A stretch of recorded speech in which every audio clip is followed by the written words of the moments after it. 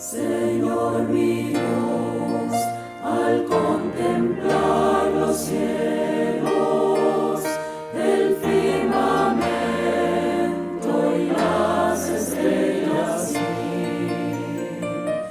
al oír tu voz en los potentes truenos y ver brillar el sol en su cenit. Sings my soul, my Savior God, to thee. How great thou art, how great thou art. Iglesia Bíblica Koinonía. Nuestra misión es ser discípulos auténticos de Jesucristo que glorifican a Dios por medio de vidas transformadas por la obra del Espíritu Santo, y hacer discípulos que igualmente sean transformados por la gracia de Dios. Es crear un movimiento en el poder de Dios de hacer discípulos y de plantar iglesias para tener un testimonio claro de palabras y vivencia del Evangelio del Señor Jesucristo en el área metropolitana de Barranquilla y más allá de ella. La visión que tenemos es ser una iglesia celular que vive la presencia y el poder de Jesucristo y de su Espíritu para cumplir con sus propósitos de alcanzar a los que no conocen al Salvador con el Evangelio transformador. Ser una iglesia enfocada en la multiplicación de discípulos, de grupos familiares, de líderes siervos y de iglesias para presentar ante el mundo quién es Jesucristo. Como valores centrales tenemos la centralidad y autoridad de la palabra de Dios, centralidad en Cristo, dependencia de Dios, visión para la reproducción, comunidad, ministerio de todos los creyentes y santidad. Acerca de la sanidad de un lisiado en la puerta del templo La Hermosa. Capítulo 3 del libro de los Hechos, ¿se acuerdan? Hablamos de esa realidad de lo que pasó en la historia de la iglesia. Y aprovechó Pedro y dio un sermón muy bueno, cristocéntrico, pero los efectos de ese acontecimiento siguieron. O sea, no se quedó simplemente en que unos aceptaron y otros rechazaron, sino que la situación se fue como complicando a raíz de la proclamación del Evangelio. Entonces, llegamos al capítulo 4 del libro de los Hechos y vamos a ver a Pedro y a Juan con un testigo que se les pegó a ellos a raíz de lo que sucedió en el capítulo 3. O sea, ese hombre de 40 años que fue sanado estaba allí con ellos.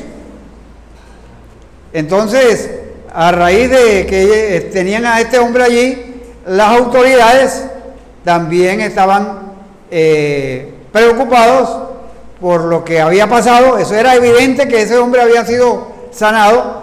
Entonces viene la explicación de qué fue lo que pasó y la reacción de las autoridades civiles. Y escogí este pasaje en el sentido de la continuidad, por un lado, pero también por la realidad de lo que está pasando hoy en el mundo cristiano. Yo hice un viaje reciente al departamento de Córdoba, visitando algunas iglesias, por lo menos 3 iglesias en el departamento de Córdoba, y en la atención que tuvimos y las reuniones, nos dimos cuenta de que muchas de las iglesias están ocupadas, y están ocupadas en sus propios problemas y en sus propias dificultades. Pero aún más allá, no solamente están ocupados en las cosas de construcción y las cosas que hay que atender, sino en conflictos entre uno y otro. Entonces, fuimos allá para tratar de ayudar, y íbamos con el propósito de ayudar y animar a que se extendieran en el proceso porque queremos formar un circuito en la zona de Córdoba, Sucre, y Córdoba. Tenemos presencia en el momento en el Atlántico, Bolívar, y hemos entrado a Cereté y Cotorra. Pero queríamos animarlo, pero encontramos que están enfocados en sus propios conflictos allí. Entonces, eso impide que no se avance en el Evangelio y en la visión que hay. Hay otras iglesias que uno ve, por ejemplo, por las redes sociales, que están interesadas no en la gente, sino en el bolsillo de la gente. Y hay otras iglesias que tienen excelentes programas, motivación para ser exitosos. Ya no se discipula, sino que ya se les da unos cursos para levantar la autoestima. Y ya no hay discipuladores, sino coaching. ¿Cómo es la palabra? Coaching. Exactamente. Entonces, ahí va, en ese sentido, el enfoque. Pero vamos a ver capítulo 4 para que nos ayude a entender. Ese es como la oposición se inicia en la iglesia primitiva. Entonces esta enseñanza está basada en Hechos 4 del 1 al 22. Es probable que no alcancemos hoy en la mañana, sino que sigamos hasta la tarde, pero haremos el intento. Entonces vamos a abrir la Biblia en Hechos capítulo 4. Por favor, vamos a darle un vistazo a todo lo que está pasando allí en esta narración que nos hace un médico, el médico Lucas. Nos da una narración, un vistazo de la división que se gesta entre el pueblo y los líderes judíos a causa de la predicación del Evangelio. Entonces, Hechos capítulo 4, yo voy a leer. Yo tengo aquí en mis manos la Biblia de las Américas. La mayoría de ustedes tienen la Reina Valera, pueden seguirlo allí. Mientras Pedro y Juan hablaban al pueblo, se les echaron encima los sacerdotes, el capitán de la guardia del templo y los saduceos, indignados porque enseñaban al pueblo y anunciaban en Jesús la resurrección de entre los muertos. Les echaron mano y los pusieron en la cárcel hasta el día siguiente, pues ya era tarde. Pero muchos de los que habían oído el mensaje creyeron, llegando el número de los hombres como a 5,000. O sea, no metieron mujeres ni niños. Sucedió que al día siguiente se reunieron en Jerusalén sus gobernantes, ancianos y escribas. Estaban allí el sumo sacerdote Anás, Caifás, Juan y Alejandro y todos los que eran del linaje de los sumos sacerdotes.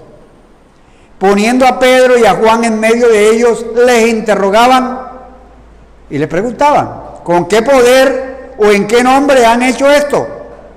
Entonces Pedro, lleno del Espíritu Santo, les dijo, gobernantes y ancianos del pueblo, si se nos está interrogando hoy por causa del beneficio hecho a un hombre enfermo, de qué manera este ha sido sanado, sepan todos ustedes y todo el pueblo de Israel que en el nombre de Jesucristo el Nazareno, a quien ustedes crucificaron y a quien Dios resucitó entre los muertos, por él este hombre se halla aquí sano delante de ustedes. Y seguramente lo estaban señalando. Aquí está el hombre. Y se refieren a Jesús en el versículo 11. Este Jesús es la piedra desechada por ustedes, los constructores, pero acá ha venido a ser la piedra angular. En ningún otro hay salvación, porque no hay otro nombre bajo el cielo dado a los hombres en el cual podamos ser salvos. Al ver la confianza, versículo 13, de Pedro y de Juan, y dándose cuenta de que eran hombres sin letras y sin preparación, se maravillaban y reconocían que ellos habían estado con Jesús. Y viendo de pie junto a ellos al hombre que había sido sanado, no tenían nada que decir en contra. Pero después de ordenarles que salieran fuera del concilio, deliberaban entre sí, ¿qué haremos con estos tipos? ¿Qué haremos con estos hombres?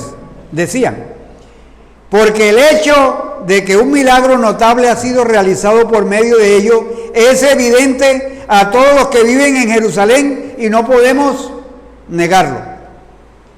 Pero a fin de que no se divulgue más entre el pueblo, vamos a amenazarlos para que no hablen más a ningún hombre en este nombre. Cuando los llamaron, les ordenaron no hablar ni enseñar en el nombre de Jesús. Pero Pedro y Juan les contestaron: ustedes mismos juzguen si es justo delante de Dios obedecer a ustedes en vez de obedecer a Dios. Porque nosotros no podemos dejar de decir lo que hemos visto y oído.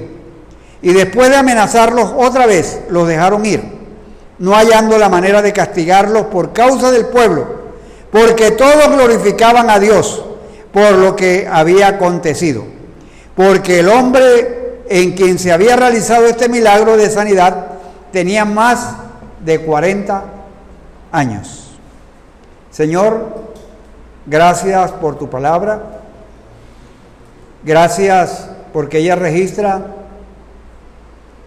los acontecimientos tal como sucedieron y que están escritos para nosotros, para nuestro ejemplo y para nuestra amonestación.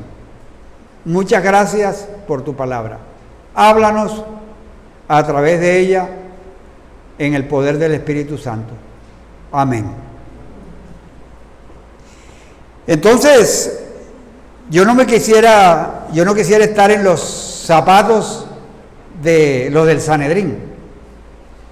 No quisiera estar en esa situación en la cual ante la predicación del Evangelio surge una división.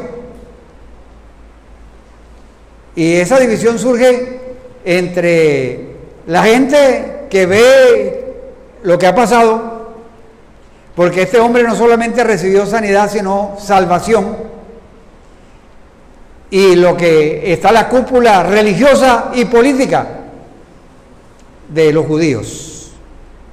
Y eso surge porque hay una predicación. En primer lugar, hay una predicación que es la predicación apostólica, y segundo, dentro de esa predicación hay un aspecto específico, y ese aspecto específico era la resurrección de entre los muertos. Entonces se anunciaba el Evangelio, pero concretamente había un punto que era la resurrección de los muertos.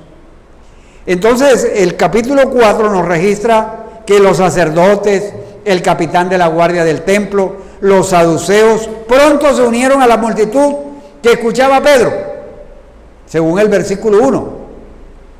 Pero algunos escuchaban y otros estaban allí no solamente para escucharlo, sino para cuestionarlo o para arrestarlos.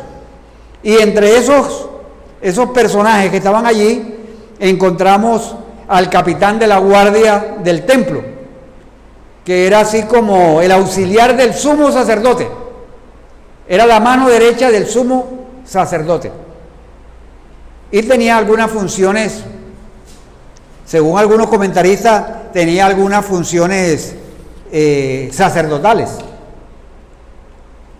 menor que el sumo sacerdote. En otras palabras, había este hombre con una función sacerdotal, y también estaban allí los saduceos, que representaban a una de las tres principales escuelas teológicas y filosóficas que había entre los judíos. ¿Cuáles eran esas tres escuelas filosóficas? Estaban los fariseos, que eso uno lo ve siempre en el ministerio de Jesús, siempre uno escucha, ahí estaban los fariseos, y Jesús se refería a ellos, y dedicó el capítulo 23 de San Mateo para hablar de los fariseos. Eran gente muy apegada a la ley, pero le agregaban a la ley. Y ellos sí creían en la resurrección. Y eran de la clase media.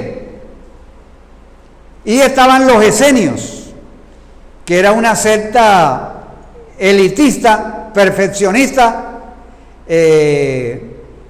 no se casaban, practicaban el celibato, y le tenían miedo a la sexualidad. Entonces, ahí estaban estos dos personajes y estaban también los saduceos.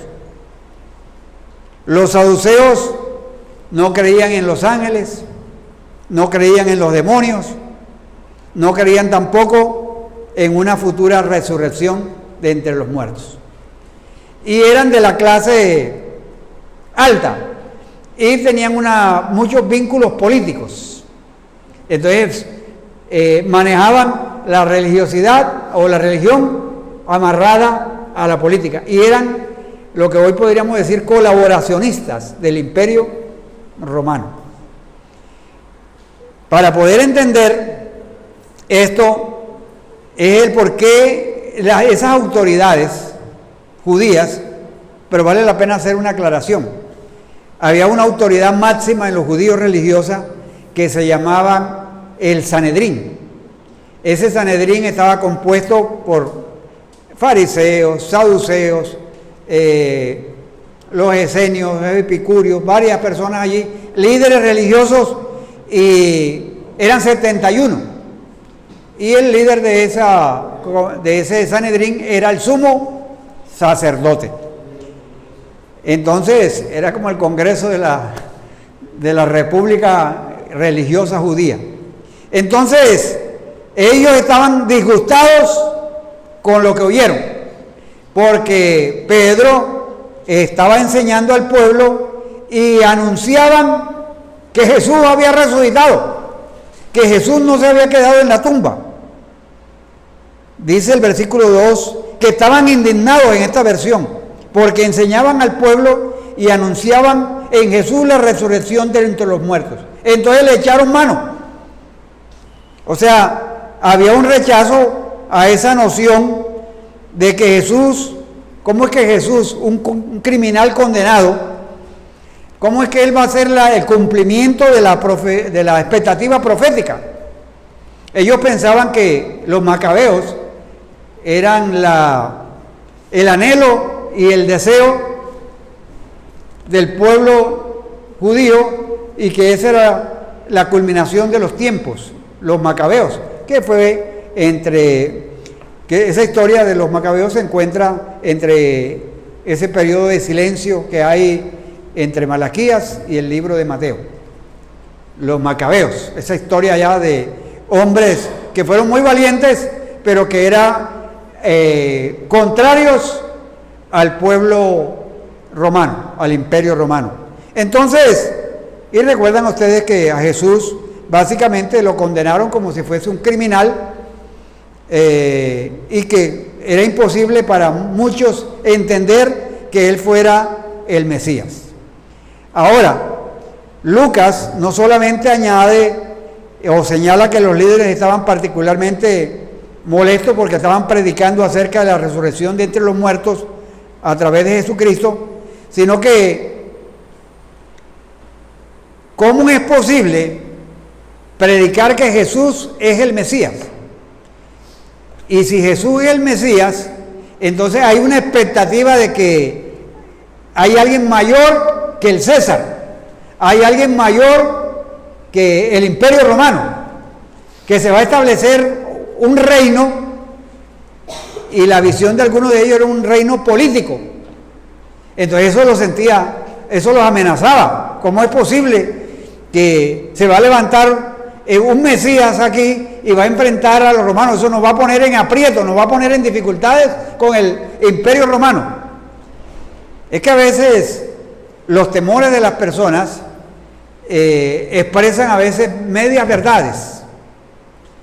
Es fácil decir uno, no, era por la resurrección de los muertos, ese era el punto y por eso es que lo vamos a meter preso. No, es que detrás de eso había una gran preocupación, y era la preocupación de, oye, si se levanta un Mesías, un Redentor, vamos a tener serios problemas y se nos van a acabar los privilegios que nosotros tenemos. ¿Se acuerdan cuando el Evangelio llegó también a Éfeso? Que empezó la gente a convertirse y a quemar todas las estatuas y todas las cosas, las figuras y los libros de hechicería, Entonces la gente que tenían unos negocios allá alrededor del templo, vieron eso, el problema, dijo, se nos está embolatando la platica de la universidad de los hijos. ¿Cómo es posible? Entonces se levantaron en contra de los apóstoles. A veces las motivaciones para perseguir a la iglesia no son tanto por las razones que son de la enseñanza de lo que se está diciendo, sino por lo que está en el trasfondo, por la seguridad económica o por la seguridad política en esos momentos. Entonces, los sacerdotes no querían que se provocara a las autoridades romanas para que le fueran a prestar atención a Israel y se convirtiera como en un foco político allí. Para algunos, Jesús era como un sublevado político, porque como tenía gente, como tenían seguidores, entonces esta gente no querían que sus seguidores fomentaran problemas y se arriesgaran a aumentar aún más la interferencia romana en su tierra. Miren, entre los discípulos había uno que era izquierdoso, Simón el cananeo, Simón el cananista, que era de una secta que se llamaba los celotes, que eso era, que ellos querían que se estableciera un reino y fuera el reino del imperio romano, pero por la fuerza, por las armas. Entonces habían personas que posiblemente estaban siguiendo al Señor por otros intereses. Y es que hasta los mismos discípulos,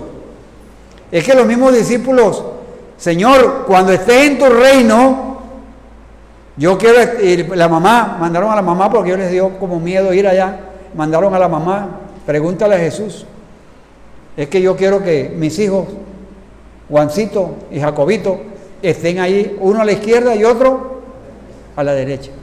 Siempre ha habido esos anhelos y esas motivaciones. Jesús, que despertaba el deseo y el anhelo de que la gente le siguieran, eran multitudes, pero algunos también iban a seguir a Jesús solamente por satisfacer su necesidad física, el hambre. Tenían hambre, entonces iban allá y porque sabían que Jesús les multiplicaba 5 panes y 2 peces, se los convertía y sobraba comida. Entonces veían a Jesús como alguien que suplía para sus necesidades. Entonces hay una serie de seguidores. Unos lo seguían porque veían la expectativa, dijo, no, este hombre cuando vaya a reinar, este hombre, yo me monto en el bus, yo me voy con él, porque este hombre, yo la lucho por él de ocasión porque me va a dar un puesto, ya ahora que se posesione, cuando se posesione, ahí tengo el puesto. Entonces, una situación difícil en la proclamación del Evangelio a raíz de la sanidad de un hombre lisiado. Los saduceos tenían un motivo, y el motivo era que no querían que se predicara acerca de la resurrección entre los muertos, ya que ellos no creían en la posibilidad de tal suceso. Entonces, aquí dice la Escritura que arrestaron a Pedro y a Juan, lo mantuvieron en custodia ese día y la noche, porque ya era como muy tarde y no podían reunir al Sanedrín. Mandaron mensajes por WhatsApp y toda cuestión, no, estamos ocupados, tenemos dificultades, mejor para mañana, la reunión mañana. Y Pedro y Juan pasaron la noche allí en la cárcel. Miren, es la primera vez que vemos en el libro de los Hechos a los seguidores de Jesús encarcelados por predicar el Evangelio. Miren, uno habla a veces de las maravillas del libro de los Hechos, el desarrollo, el crecimiento, pero en la medida que el Evangelio va avanzando, también está envuelto en medio de la persecución, en medio de encarcelamientos, en medio de azotes, en medio de dificultades, del rechazo. Pero es que Jesús había aclarado cuando estuvo en la tierra, Jesús dijo que, alguien puede leer Juan 15, 18. para tener idea que en lo que estaba leyendo Carlos, que está en continuará del domingo pasado. Juan 15, versículo 18, ¿qué dice?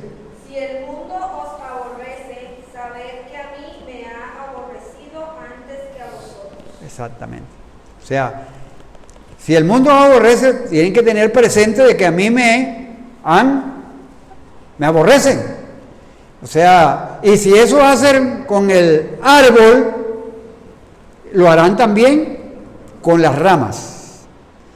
Y la razón es, uno se pregunta, bueno, pero ¿por qué el mundo tiene que aborrecer a los cristianos? Porque los cristianos siguen los pasos de Cristo.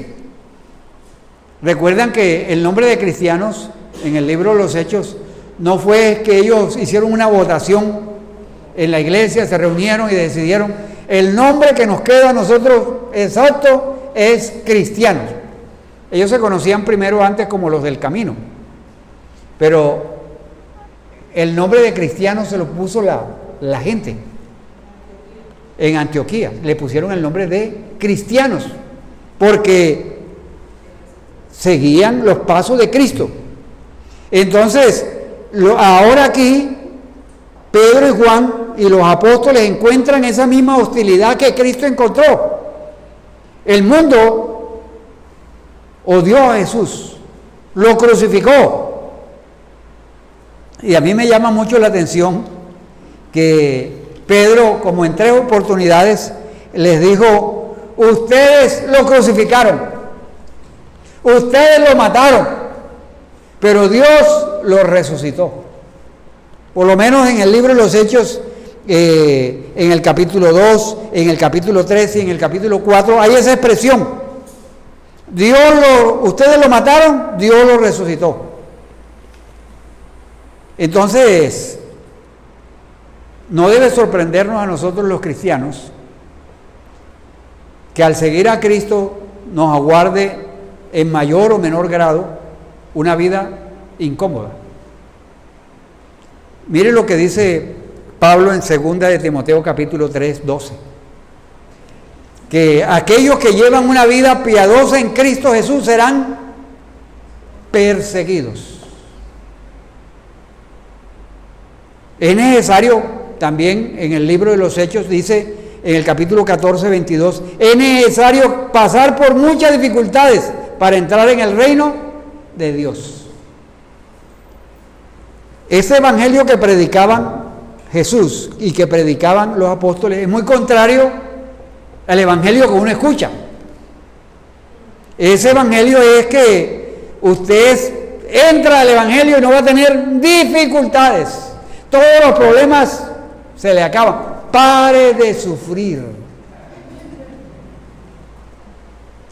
Cuando la Biblia habla de que en la esencia hay dificultades porque estamos en el mundo, pero no somos del mundo. Los valores, los principios del reino muchas veces no son compatibles con los reinos de este mundo. Entonces, cuando yo leo capítulo 4 y otros capítulos en el libro de los Hechos, uno ve que el sufrimiento y el rechazo a menudo son el resultado de la fidelidad. Pero también lo es una bendición. Es una bendición sufrir por causa del reino de Dios. Pedro dice que a veces uno sufre por ser malhechor, por ser malo, pero cuando uno sufre por causa del reino de Dios debe sentirse agradecido y bendecido por Dios. Ahora, una de las cosas que impactó a la comunidad del primer siglo fue la fidelidad de esos hombres en lo que habían creído, en lo que habían visto, en lo que habían oído. Había una fidelidad y dispuestos aún a morir. Más adelante vamos a encontrar a Esteban, que muere con las botas puestas, anunciando y viendo el reino de los cielos, cómo los cielos se abren y él firmemente convencido de lo que ha creído. Ese es un llamado en el capítulo 4 y en el libro de los Hechos a permanecer fieles en medio del sufrimiento. Porque muchas veces cuando viene el sufrimiento, el pensamiento a veces es buscar culpables, juzgar a Dios y no ver eso como una oportunidad para que el Evangelio sea esparcido y comunicado. Miren, el Evangelio, la persecución, el sufrimiento de la iglesia es a menudo el medio que Cristo usa para atraer personas a su redil. ¿Se acuerdan ustedes de Pablo, que era un perseguidor de la iglesia? Él fue el encargado, cuando estaban matando a Esteban, él estaba allí cuidando las ropas de Esteban. O sea, él vio lo que pasó allí. Luego tiene ese encuentro personal con el Señor Jesucristo. Entonces, la fidelidad en medio del sufrimiento es lo que vemos aquí en el capítulo 4. ¿Cómo es posible que yo, por hacerle un bien a una persona que por más de 40 años ha estado lisiada a la puerta del templo, que todo el mundo lo veía al entrar y salir, y ese hombre recibe una sanidad, ahora por causa de lo que pasó y por lo que estamos anunciando, tengamos que ir a la cárcel? No tiene sentido. Eso es demandable. Pero Hechos 4, vemos que la persecución de Pedro y de Juan no impidió que la gente creyera. ¿Cuántos creyeron ese día a pesar de que Pedro y Juan estaban allá en la cárcel? 5,000 hombres. Y en esa época en los matrimonios no tenían televisor. Entonces, 5,000 hombres. Parece contradictorio, ¿cierto? Parece contradictorio. Los persiguen y hay fruto, hay crecimiento. O sea, es que Dios usa la fidelidad de su pueblo. Miren, dicen que en los países árabes, los ayatolas y todos estos personajes que han perseguido la iglesia han llegado a ser unos generadores de crecimiento y desarrollo de la iglesia de Cristo. O sea, ellos piensan que al perseguir a los cristianos los van a eliminar, y resulta que se fortalecen, crecen, se desarrollan. Y eso ha pasado en la iglesia en China. Entre más los persiguieron, más crecieron subterráneamente. Esa ha sido la historia. Allá vamos, Sara. Cuando la opresión o las diferencias vienen de fuera, las personas se unen. Lo malo son cuando las diferencias son internas. Exactamente. Esas sí hacen daño. Esas hacen daño, correcto. Entonces, aquí vemos que Dios usa la fidelidad de su pueblo frente a la persecución para animarse los unos a los otros y así proclamar el mensaje a los incrédulos. Entonces, uno lo puede ver, lo puede hacer dos lecturas del capítulo 4. Una lectura donde uno puede ser muy pesimista y negativo. Es que la proclamación del Evangelio me va a traer problemas y dificultades. La otra lectura que uno puede hacer es la proclamación del Evangelio aún en medio de lugares, de situaciones adversas, va a avanzar. Porque pueden detener a los mensajeros. A los mensajeros los pueden meter en la cárcel. Pero el mensaje, por eso decía Pablo, hermanos, oren por nosotros para que la palabra corra y sea glorificada. La palabra no está presa como estoy yo escribiendo en algún momento dado desde la cárcel. La palabra da resultados en medio de las controversias, en medio de la negativa, en medio de la antipatía de la gente. Mucha gente creyó en el Evangelio como resultado de la fidelidad de los apóstoles. 5,000 hombres fueron salvos. Pero en el capítulo 2 dice que los que habían creído eran 3,000. Ahora en Hechos 4 se agregan 5,000. ¿Van cuántos? 8,000. Eso muestra el avance rápido y dramático de la iglesia. Pero no era un avance sin ningún tipo de dificultades. Era en medio de las dificultades. Miren, algunos lo llaman que es un crecimiento explosivo. Pero hay unas características, que ellos eran fieles al Evangelio, en predicar el Evangelio tal como lo habían recibido. 1 Corintios capítulo 15, o sea que Jesucristo murió, fue sepultado, Dios lo resucitó y Dios lo exaltó y Dios está a la diestra de Dios. Dios es el que sostiene su iglesia y ese es el Evangelio. Hoy en día muchos pastores y líderes van a conferencias de crecimiento, que no está mal, pero siempre están buscando nuevos métodos para hacer crecer las iglesias numéricamente. Pero el método que da Lucas aquí en el libro de los Hechos es un método simple. ¿Cuál es? Predicar fielmente el mensaje del Evangelio a los perdidos. El Evangelio ni le podemos quitar ni le podemos agregar. Lo que sí podemos es adornarlo, y eso se adorna con nuestra vida.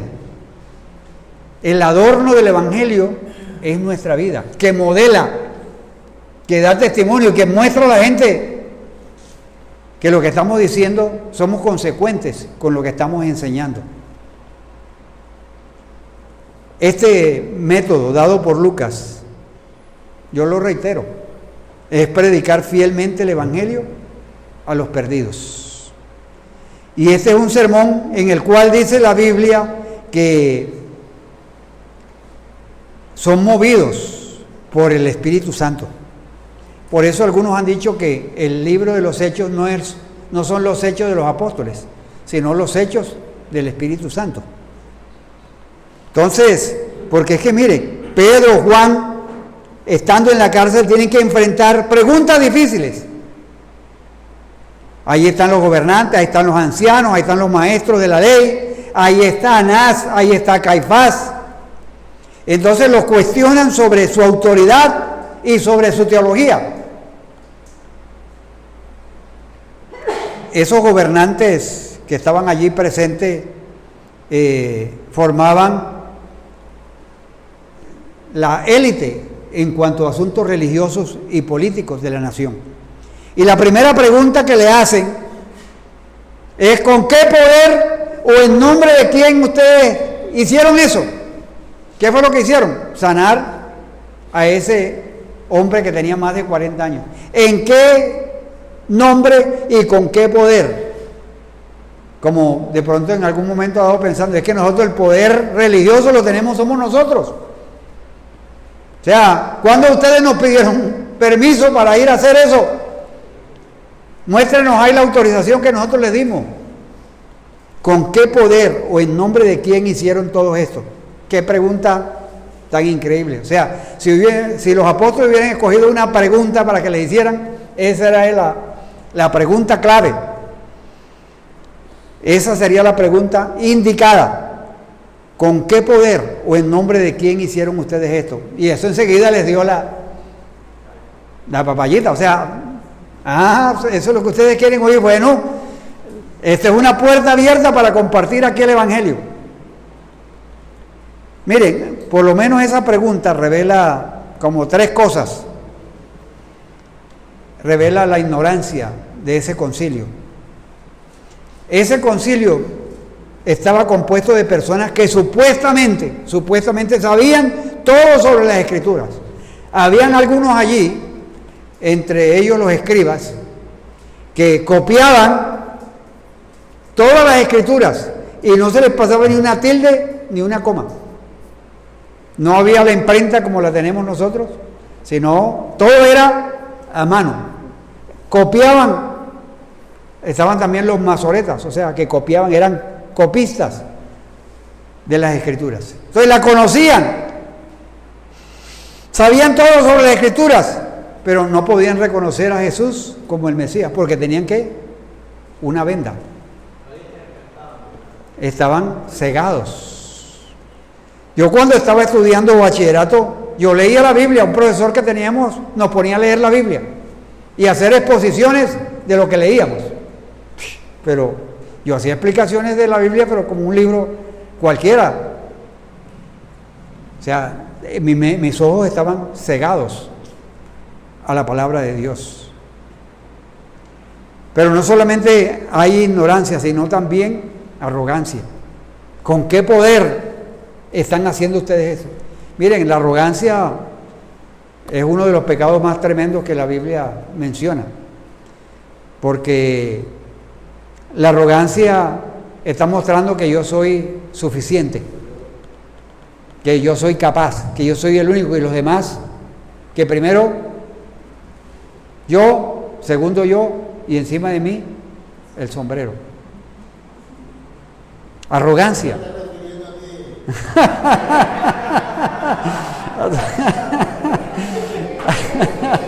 Al sombrero, Roberto. Miren, en el Antiguo Testamento las Escrituras advertían acerca de hacerle daño a los profetas de Dios. Miren lo que dice el Salmo 105. El Salmo 105 dice lo siguiente. Si alguien lo encuentra primero que yo, el 15.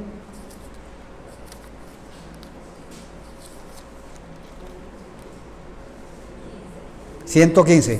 105, perdón. Sí. No toquen a mis ungidos, ni hagan mal a mis profetas. O sea, ya Dios estaba hablando en la antigüedad. Pero este grupo, que estaba Anás, que estaba Caifás, que estaba Poncio el piloto, ¿se acuerdan? Ellos crucificaron a Jesucristo. O sea, personas que razonaban a partir de las Escrituras, que las conocían, que las tenían, que las escuchaban todos los sábados en la sinagoga. Sin embargo, crucificaron al autor de la vida. No solamente los participantes del capítulo 4 habían escuchado lo que había pasado acerca de Jesús, sino que ahora están viendo que hay un hombre que tiene más de 40 años lisiado y ahora está sano, y está ahí, y es un hecho que no pueden negar. Pero bueno, uno no solamente ve ignorancia, arrogancia, sino también miedo. También había miedo. Porque la predicación de los apóstoles desestabilizaba, amenazaba la autoridad de estos líderes judíos. Por eso ellos querían saber en qué nombre estaban haciendo, en el nombre de quién estaban predicando, estaban diciendo lo que estaban diciendo. El nombre, eso era muy importante para ellos. ¿En nombre de quién? Miren, en el capítulo 4, versículo 8, Pedro, lleno del Espíritu Santo, les dijo, lleno del Espíritu Santo, o sea, el Espíritu Santo en ese momento les dio la capacidad de hacerlo. Miren, Jesús le había dicho a los discípulos que fueran y que cuando estuvieran ante las autoridades no tuvieran miedo. Que en ese momento en que ellos estuvieran que enfrentar esa situación, el Espíritu Santo los iba a ayudar, les iba a recordar. Y aquí en el versículo 8, lleno del Espíritu Santo, les dice Pedro, gobernantes y ancianos de Israel. Qué oportunidad tan hermosa se le presenta para predicar el Evangelio. La tomaron porque el Espíritu Santo le estaba dando la capacidad para hacerlo. Miren, mis amados hermanos, cuando nosotros predicamos el Evangelio en nuestras fuerzas, en nuestra habilidad y en nuestro conocimiento, es simplemente información. Pero cuando se predica el Evangelio en el poder, en la dependencia del Espíritu Santo, da información, pero produce transformación en la vida de las personas. Por eso viene ese denuedo, viene esa capacidad para poder hacerlo. Y cuando ellos empiezan a decir que, miren, lo que nosotros estamos realizando, lo que estamos haciendo, ese milagro que ustedes acaban de ver, no lo hacemos en nuestro propio nombre, en nuestro propio poder. Lo hacemos en el nombre del Señor Jesucristo. Porque es muy tentador cuando uno, por la gracia de Dios, ora por un enfermo y el enfermo se sana. La tendencia humana puede ser, oye, mi poder, eso es Dios, está recompensando mis años de experiencia. Y entonces puedo poner la confianza en mí, o que la gente lo reconoce. Pero ahí en el versículo 9 dice Pedro, se nos está interrogando hoy por causa del beneficio hecho a un hombre enfermo, de qué manera este hombre ha sido sanado. Sepan todos ustedes y todo el pueblo de Israel que en el nombre del Señor Jesucristo, el Nazareno, a quienes ustedes crucificaron y a quien Dios resucitó entre los muertos por él, este hombre se halla aquí sano delante de ustedes. No es por nuestro poder, no es por nuestro nombre, es por el nombre y el poder del Señor Jesucristo. Por eso miren, ese intercambio que hay entre lo que dicen las autoridades y lo que dicen los apóstoles es muy importante. Porque se ve, ahora más adelante ellos reconocen, las autoridades reconocen que Pedro y Juan eran pescadores, que eran gente del vulgo, o sea, no eran gente que tenían una trayectoria de las escuelas rabínicas, pero sí reconocían una cosa, que habían estado con Jesús. Pedro estaba lleno del Espíritu Santo antes de comenzar su discurso. El Espíritu Santo es el que nos impulsa y nos equipa para el ministerio. Está bien recibir capacitación, está bien estudiar el hebreo, el griego, de hecho yo lo estudié, pero la transformación de las vidas de las personas no es en la información, sino en la transformación que el Espíritu Santo, porque saben, al fin y al cabo, ¿quién es el que convence de pecado a las personas? El Espíritu Santo, es el que convence a las personas. Tavo, ¿tú ibas a decir algo? Sí, también como ver la insensibilidad de las personas, lo que acabas de decir con relación a si estamos preparados y estudiamos, vemos que los casos de sanación, de sanidades que hizo el Señor se volvieron más situaciones de polémica en lugar como de decir, lleva 40 años iniciado, o sea, la alegría que debería provocar ver a alguien sano, ver a alguien cómo Dios obra en la persona, pero no se volvió, fue un tema de polémica y de discusión. Exactamente. Porque había la arrogancia, había el miedo y la ignorancia. Sí, exactamente, el poder. O sea, ellos estaban viendo amenazado su poder, su autoridad. Personas que venían del pueblo porque eran pescadores haciendo cosas que ellos Exactamente. Claro, o sea, eso iba en contra de ellos mismos. O sea, la gente iba a decir, oye, aquí hay unos pescadores que están y hablan mejor que ustedes y tienen un poder de convicción mayor que el de ustedes. Por eso Pedro dice, no solamente al Sanedrín, no solamente se dirige al Sanedrín, sino a todo el pueblo de Israel, y afirma que este hombre fue sanado gracias a Jesucristo de Nazaret, rechazando cualquier atención que se pudiera poner en ellos como los que realizaron el milagro. A veces yo he visto personas que Dios los usa en la proclamación del Evangelio. Y hoy en día a veces evangelistas son el centro de la atención porque hacen señales y hacen milagros. Y el enfoque a veces en los afiches que pasan o en la publicidad está no en Jesucristo, que es el que hace los milagros y las señales, sino que todo el enfoque está en la persona que simplemente es un instrumento. Pedro y Juan eran unos instrumentos de Dios. Por eso ellos aclaran y dicen, no, nosotros no lo hemos sanado. No es en nuestro nombre, no es en nuestra autoridad, es en el nombre de Jesucristo. Él es la piedra, y miren, y ahí se van. Cada vez que le dan la oportunidad, ellos profundizan. Jesús es la piedra angular, es la piedra que ustedes desecharon, esa piedra estructural, esa piedra que da fundamentos o edificios, ustedes la rechazaron.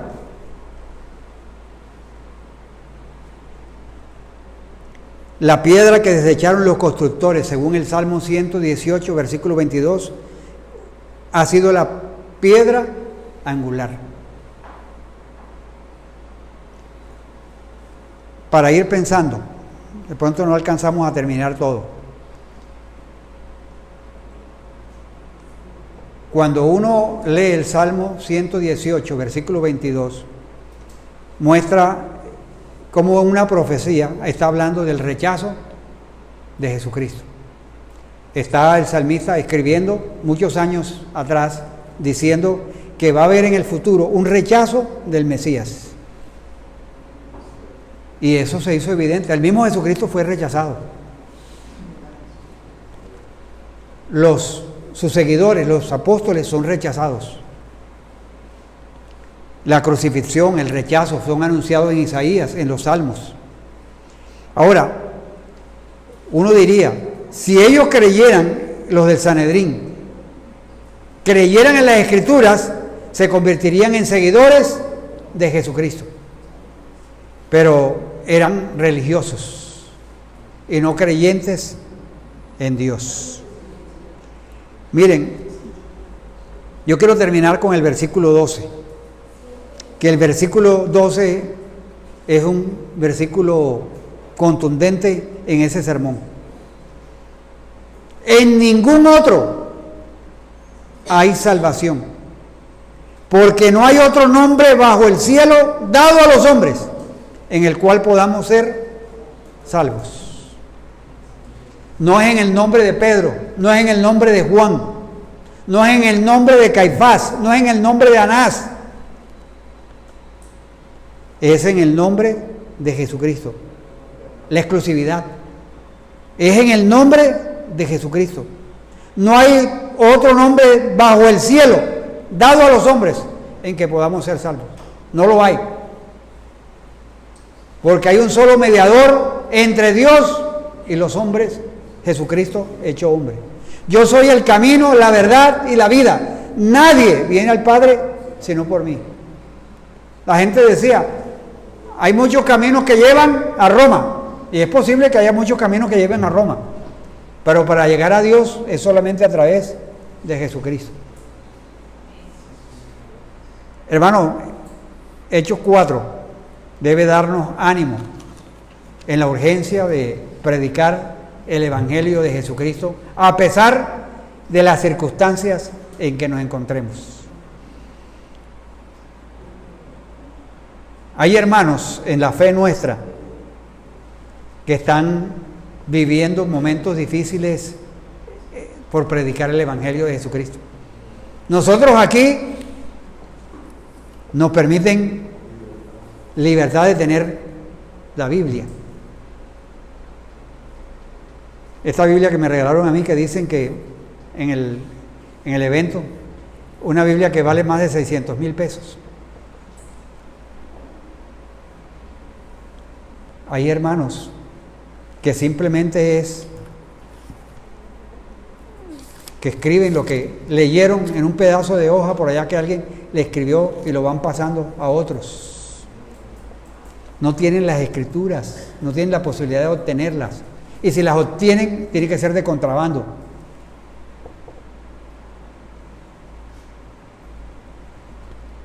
Nosotros estamos muy cómodos.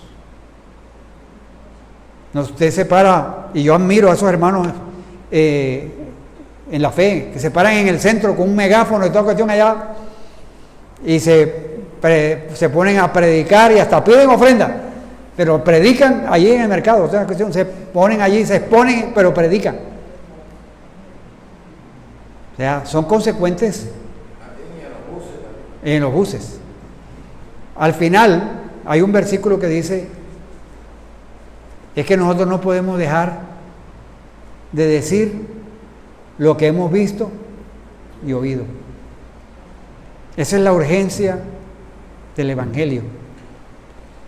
El llamado nuestro es predicar el Evangelio independiente de las circunstancias. Claro que tenemos circunstancias difíciles, claro que tenemos problemas, pero eso no tiene que ser la limitante para decir, no, yo no predico. No, yo no predico porque yo estoy aquí esperando un juicio mañana. Estoy preso por decir que Jesús resucitó. Entonces yo no puedo predicar. No, o sea, a pesar de las circunstancias y de la adversidad, yo predico la palabra de Dios. ¿Cuántos de nosotros lo estamos haciendo? ¿O estamos tan enfrascados en nuestros quehaceres diarios?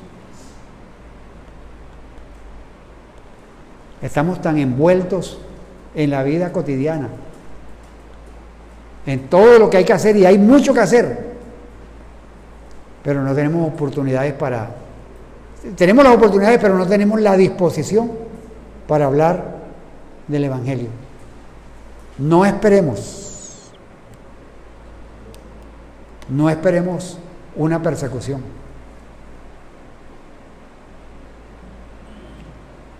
A veces Dios usa, cuando la iglesia de Jesucristo está enfocada en sí misma, entonces Dios usa la persecución. Y ahí sí nos incomodamos, pero vamos. Eso lo vamos a ver en el libro de los Hechos. En el libro de los Hechos vemos que por causa de la persecución se fueron para tal parte y allá empezaron a predicar y nació una iglesia. O sea que si no hubiese habido predicación, se hubieran quedado cómodos allí en Jerusalén. Entonces, si no hay persecución, a veces nos quedamos, exactamente, no hay crecimiento, no hay desarrollo. Entonces, miren, en medio de la oposición y la persecución, Dios da el crecimiento. El crecimiento. No, que yo no he hecho el curso ese de cómo influir tu mundo. Es que yo no sé griego, yo no sé hebreo, arameo. El Señor ha hecho una obra en ti. Miren, ese evangelista, que era un hombre que había estado 40 años allá, lisiado, ese no era un evangelista, no había ido a una escuela, pero él estaba ahí, dando testimonio de que él había sido sanado. Y no hay más poder en la predicación que uno decir lo que Dios ha hecho en la vida de uno. Ese es el mayor impacto que puede tener en la vida de las personas, el testimonio de uno. Yo doy gracias a Dios que ese hombre estaba ahí. Yo digo, no sé, se les pegó la rueda a los apóstoles. Y ellos, bueno, aprovecharon todas esas circunstancias. Mis amados hermanos, que Dios nos ayude a tener pasión para compartir el Evangelio en el poder del Espíritu Santo. Ore a Dios, que Dios le dé oportunidades, y Dios le va a dar oportunidades. Dios nos va a dar oportunidades para compartir el Evangelio. Y que en el momento que le hagan la pregunta o el cuestionamiento, Dios le va a dar a usted. Y si no, le dice a la persona, espérate que yo averiguo. Y averigua, pero dependa del poder de Dios, no solamente de su conocimiento. Señor, gracias por tu palabra. Gracias por ese ejemplo de Pedro y de Juan. Gracias porque ellos estaban convencidos y no podían dejar de hablar y decir lo que habían visto y oído. Señor, el estar contigo transformó sus vidas. Señor, esa palabra que ha transformado nuestras vidas, el Evangelio que ha transformado nuestros corazones, es evidente, Señor, para muchas personas. Ayúdanos a aprovechar ese testimonio que tú has permitido de la obra tuya en nosotros para poder testificar de que tú no solamente padeciste, que fuiste muerto y sepultado, sino que fuiste resucitado, ascendido, y que hoy estás a la diestra de Dios intercediendo por nosotros. Señor, ayúdanos a dejar a un lado la comodidad y esforzarnos, Señor, por compartir con las personas que están a nuestro alrededor, con nuestros compañeros de estudio, compañeros de trabajo, los vecinos, con las personas que nos relacionábamos, con el vendedor,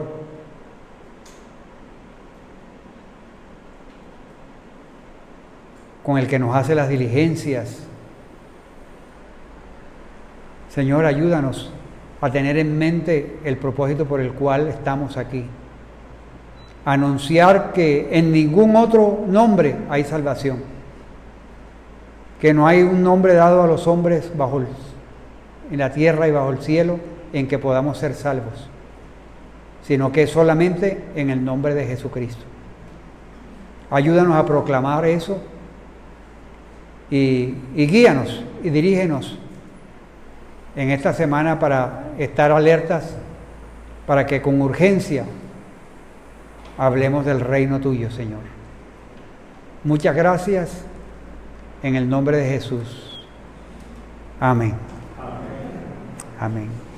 Que Dios nos bendiga.